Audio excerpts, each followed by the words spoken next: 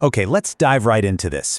Index funds versus ETFs. It's honestly one of the most fiercely debated and, frankly, most misunderstood topics in modern investing. So in today's explainer, we're going to cut right through all that financial jargon. We're demystifying the actual overlap between these two massive financial vehicles to give you a really detailed, deep understanding of how they actually work under the hood. To kick things off, picture this for a second. Imagine two investors, and they both commit to putting away exactly $500 every single month for, let's say, 25 years. Neither of them tries to pick individual stocks, neither is agonizing over daily charts. One of them strictly buys index funds, and the other strictly uses ETFs. Fast forward a couple of decades, and here is the punchline. They both end up wildly successful, like seriously successful. Now, a story like that naturally leads to a pretty central question, right? People instantly want to know, okay, so which investment wins? But actually, scratch that. That is fundamentally the wrong question to ask. The real question, the one that actually matters, is which one is right for you? Because if you walk into literally any online investing forum today, you're going to find a digital battlefield. I mean, half the people are screaming in all caps to buy ETFs, and the other half are angrily typing back, "No way, buy index funds." It's like this never-ending turf war.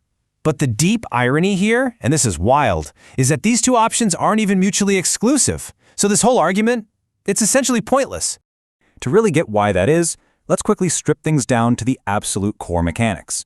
First off, what even is an index? Well, it's just a list. That's it. Whether it's tracking, giant tech companies or healthcare innovators, it just represents a specific slice of the market.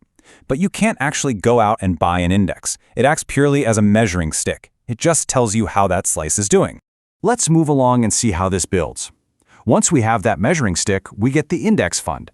This is simply a passive investment that's designed to follow that specific index's performance as closely as humanly possible. It just mirrors the market's lead. It doesn't pay some highly active manager a hefty fee to sit there and try to guess next year's winners. Now, on the flip side, we have the ETF, or exchange-traded fund. Think of this as a highly flexible basket of investments. The big defining characteristic here, which is totally unlike traditional mutual funds, is that an ETF trades on stock exchanges throughout the entire trading day, literally exactly like a single company's stock. And this brilliantly illustrates the ultimate paradigm shift. When we're talking about an index fund, we're talking about how the investment is managed, right? Passively tracking a list. But when we talk about an ETF, we're talking about how the investment trades on an exchange intraday. So one is a management style and the other is just a trading mechanism.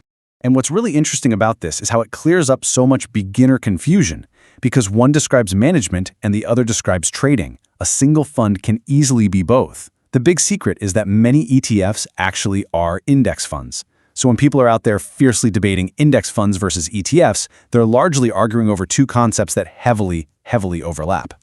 So the crucial point here is understanding the specific benefits and downsides of their structures.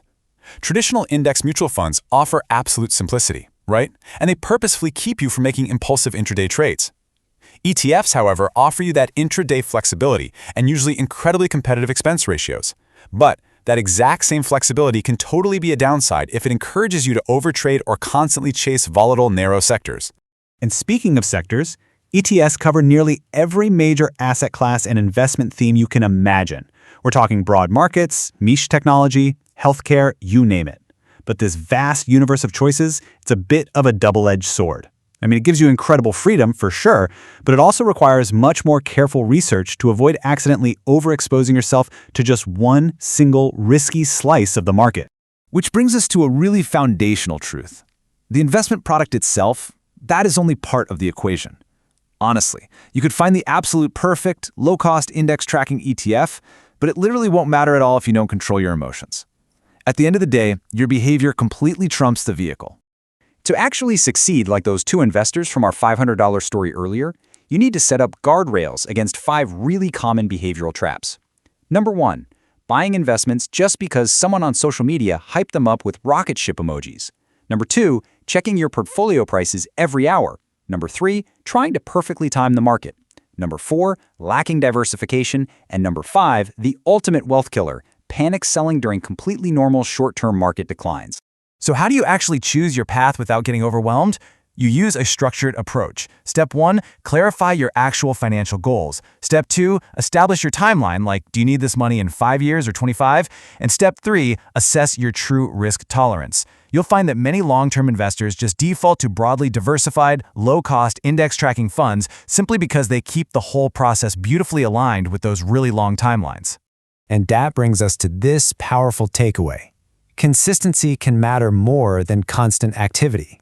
Historically speaking, investors who just maintain diversified portfolios and stay invested over sustained periods, they drastically outperform the folks who constantly jump in and out of the market trying to predict the future. So don't obsess over finding the quote-unquote perfect product. Just choose an approach you can actually stick with. So what does all this mean? Well, we've demystified the overlap. You now know the vehicles, the mechanics, and the trade-offs. But the real question is, do you have the discipline to stay in the driver's seat? It's time to stop agonizing over the illusion of a perfect choice. Focus on building a disciplined investing habit and just let the market do the heavy lifting over time. Keep learning, stay curious, and you'll be well on your way.